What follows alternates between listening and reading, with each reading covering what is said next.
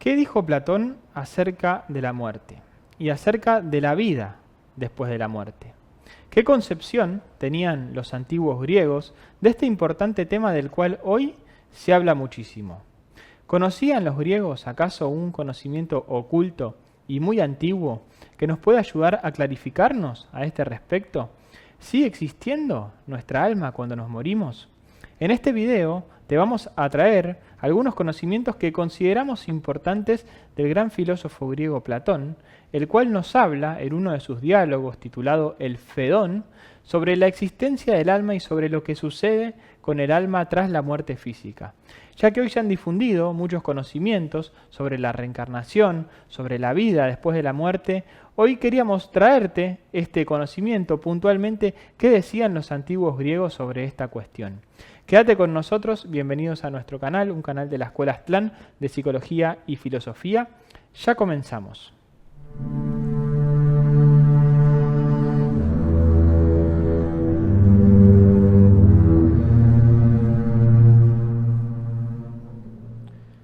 Así es, como decíamos, hoy les vamos a traer un diálogo que Platón pone en su libro El Fedón, un libro muy profundo donde va reflexionando sobre muchísimos temas, sobre por ejemplo qué es la vida, sobre la dualidad del alma y el cuerpo, sobre la muerte, sobre la existencia del alma tras la muerte física.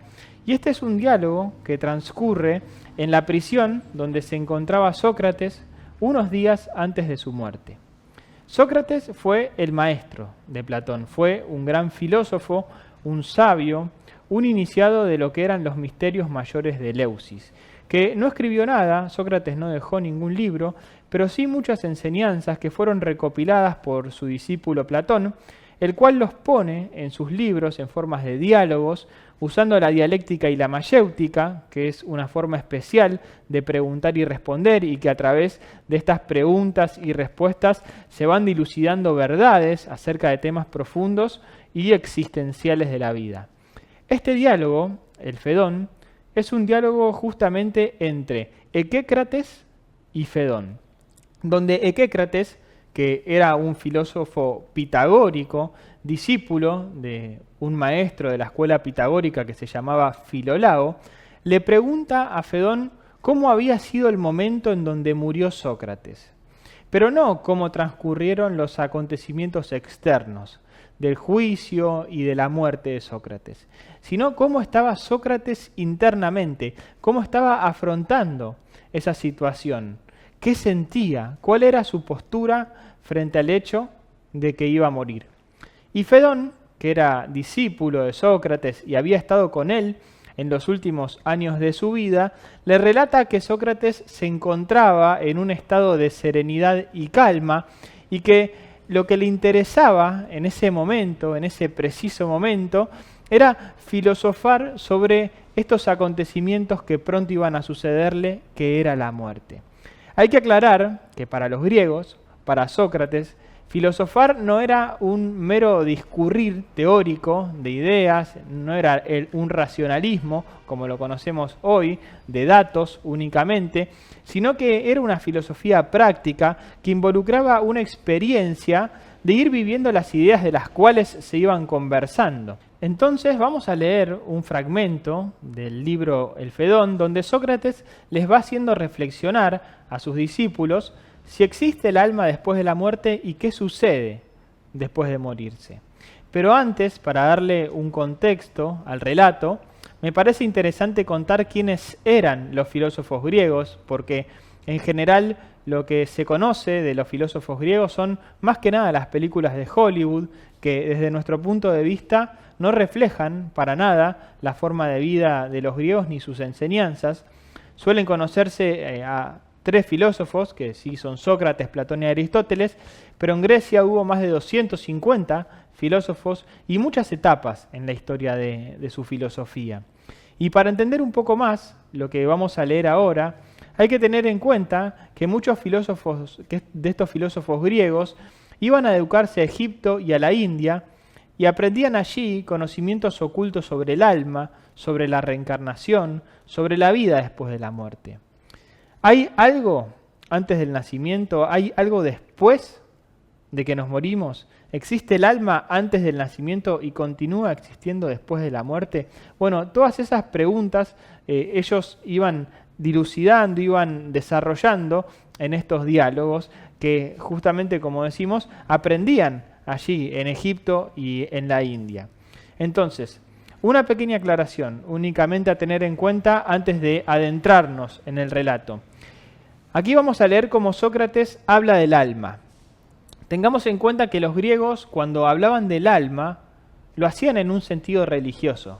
Su cultura era profundamente religiosa. No existía, piensen, porque uno tiende a trasladar la mentalidad actual a aquella época. No existía en la época de los griegos el materialismo y el ateísmo, como lo conocemos hoy. Entonces, cuando ellos hablaban del alma, hablaban de algo profundamente religioso, pero hoy quizás, para sacarle más provecho al relato y poder entenderlo mejor, podríamos traducir la palabra alma por mente. La mente, lo que nosotros llamamos la mente, para nosotros es lo mismo que los griegos hablaban del alma, ya que somos más que un cuerpo, tenemos una mente, que es justamente lo que pensamos y lo que sentimos, que no es algo físico. Hoy quizás se dice que es producto del cerebro, producto de lo neuronal, pero eso no se ha comprobado, jamás se han podido ver en el cerebro un pensamiento y un sentimiento, no es algo físico. Y esto lo fundamentamos con mayor profundidad en nuestras clases y en nuestros cursos, pero sí quería hacer esta simple aclaración para que ahora que vamos a adentrarnos en el relato podamos tenerla presente. Entonces leamos el relato y luego vamos a desarrollar algunos temas. Dice así: después de que Sócrates hubo dicho esto, tomó la palabra Cebes, que era otro de sus discípulos, y dijo: Sócrates, en lo demás a mí me parece que dices bien, pero lo que dices acerca del alma les produce a la gente mucha desconfianza en que, una vez que queda separada del cuerpo, ya no exista en ningún lugar, sino que en aquel mismo día en que el hombre muere, se destruya y se disuelva, apenas se separe del cuerpo, y saliendo de él como aire exhalado o humo se vaya disgregando, voladora, y que ya no exista en ninguna parte.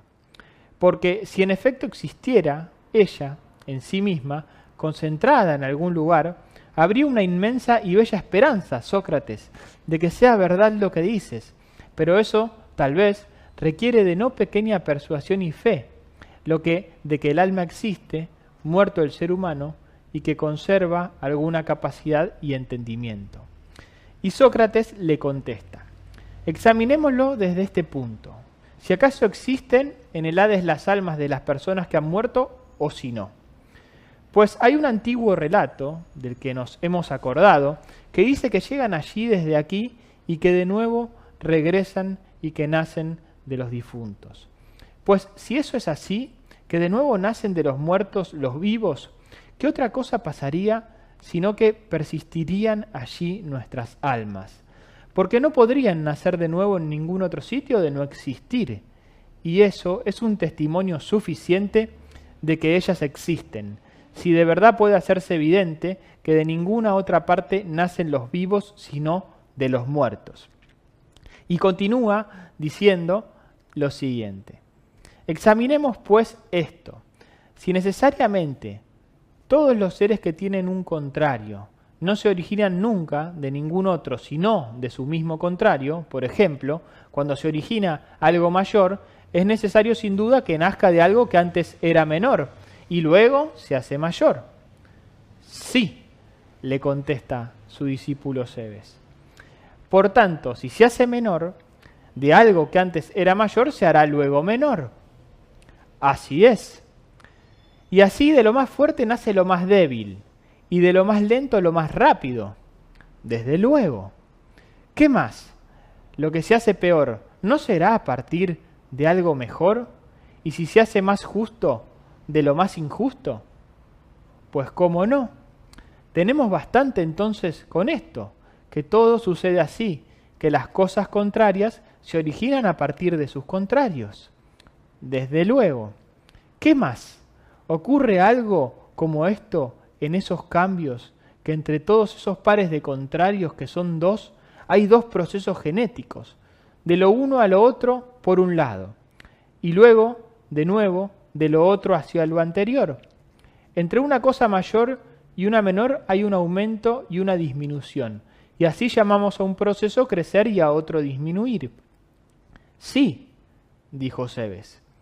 Por tanto, también el descomponerse y el componerse, y el enfriarse y el calentarse, y todo de ese modo, aunque no usemos nombres en cada caso, sino que de hecho es necesario que así se comporte.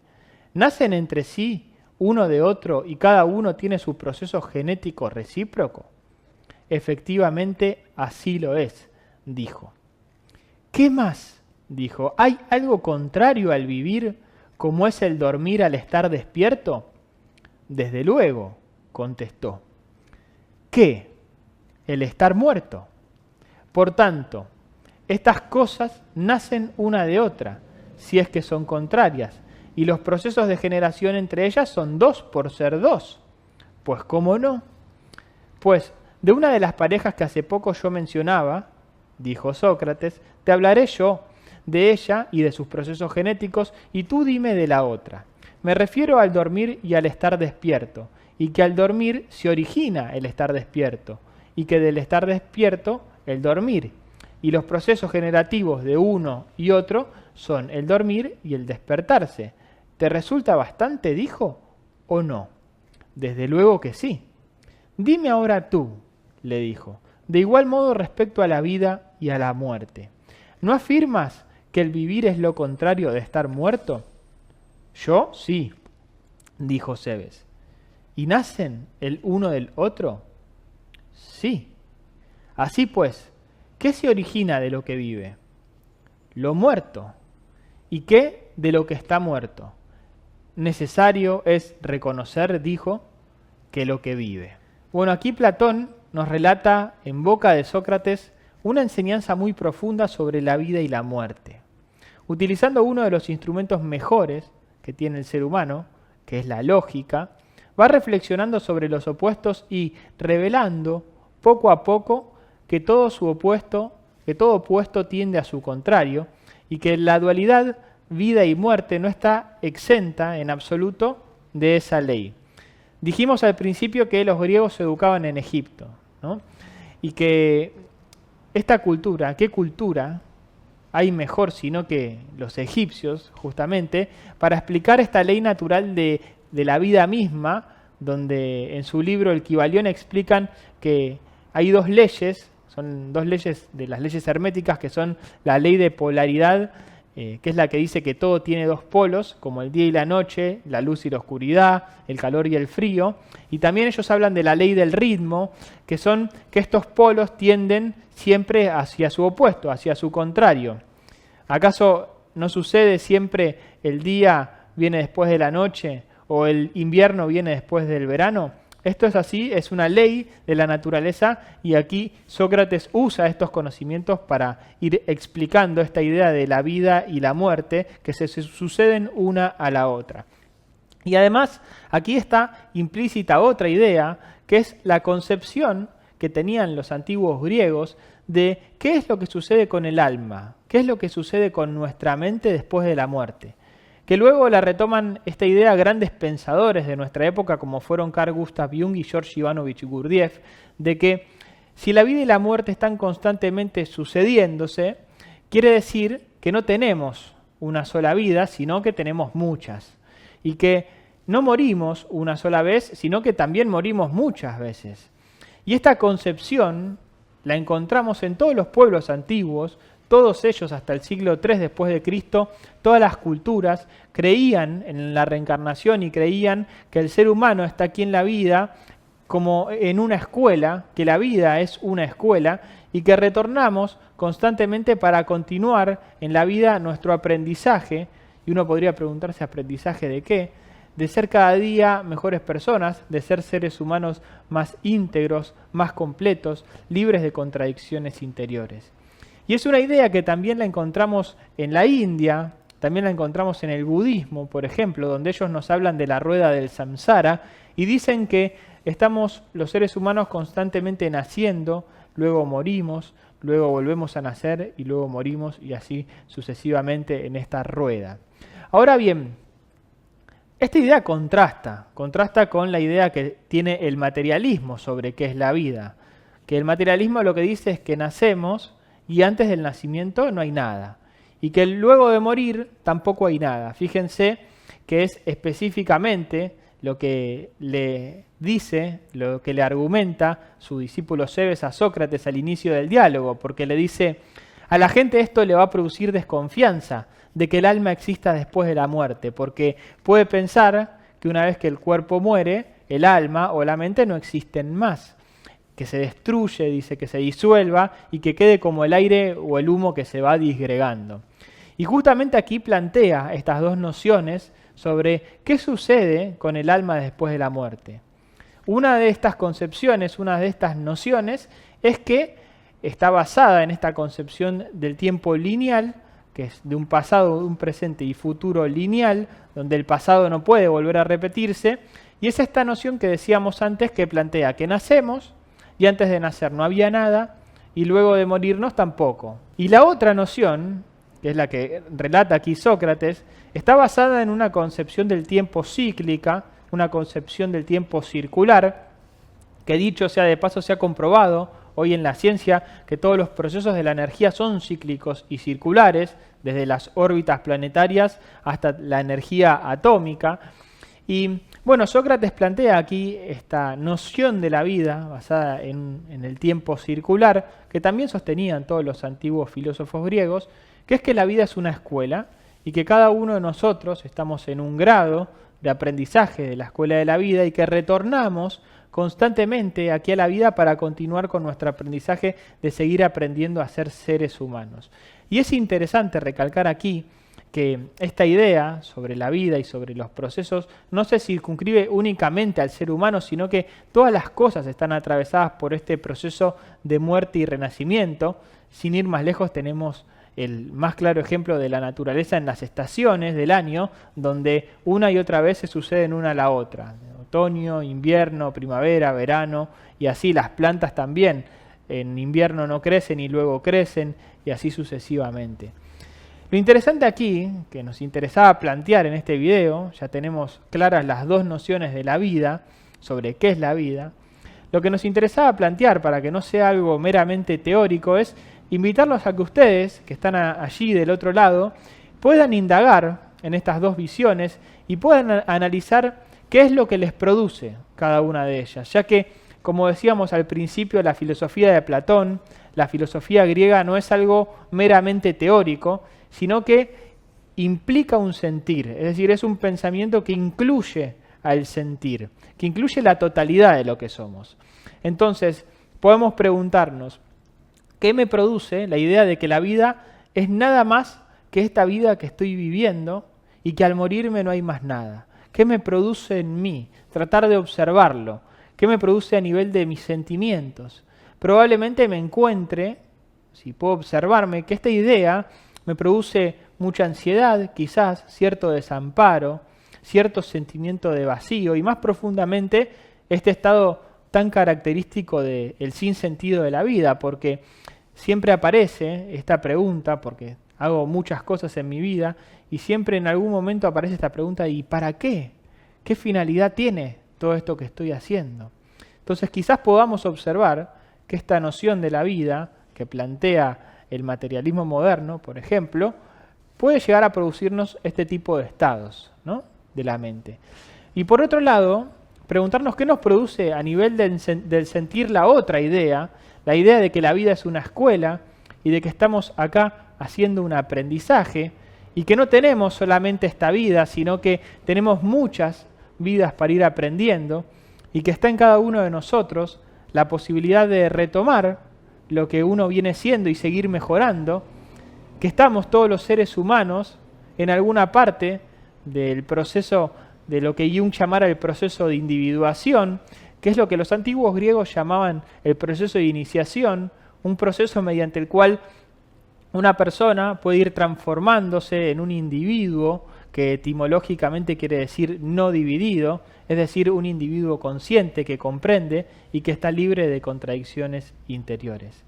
Bueno, invitamos a que puedan ver qué producen estas dos nociones de la vida y que si les interesa profundizar más en estos conocimientos y les interesa, les llama la atención esta idea y les interesa quizás realizar este proceso de seguir investigando sobre estas nociones de la vida, sobre las bases que tenemos en nuestra psicología y que quizás podamos darnos cuenta que si cambiamos esas nociones que están en las bases de nuestra psicología, podemos lograr tener una vida más significativa, más plena, más llena de sentido.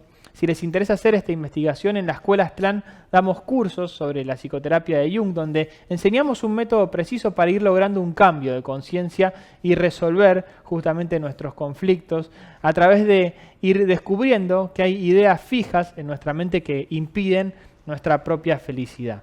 Si te interesa profundizar, te invitamos a nuestro próximo curso. A continuación te vamos a dejar la invitación y abajo encontrarás toda la información para poder participar. Por supuesto, los invitamos, si les gustó este video, a darle like, a suscribirse a nuestro canal y darle clic a la campanita para recibir las notificaciones de los próximos videos que vayamos haciendo. Sin más, nos despedimos. Hasta la próxima. Chao.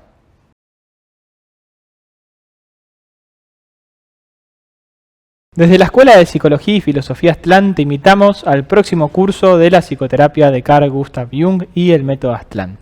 En este curso iremos profundizando en todo el método del gran psicólogo suizo Carl Gustav Jung, iremos enseñando en orden y paso por paso todas sus ideas y dando una guía de cómo aplicar sus principios en nuestra vida cotidiana. La psicología de Jung te permite liberarte de los estados negativos de la mente, los pensamientos, las emociones y los impulsos destructivos. Tener más claridad para encarar los problemas y dificultades en nuestra vida. Descubrir qué temas fijos impiden la propia felicidad. Lograr mayor seguridad y superar las barreras y los miedos, y aprender a ser uno mismo y lograr un cambio profundo en nuestra vida. Si quieres saber de la próxima fecha que estamos dando, puedes ver la información aquí abajo del video. Allí encontrarás todos los datos para poder inscribirte. Te esperamos.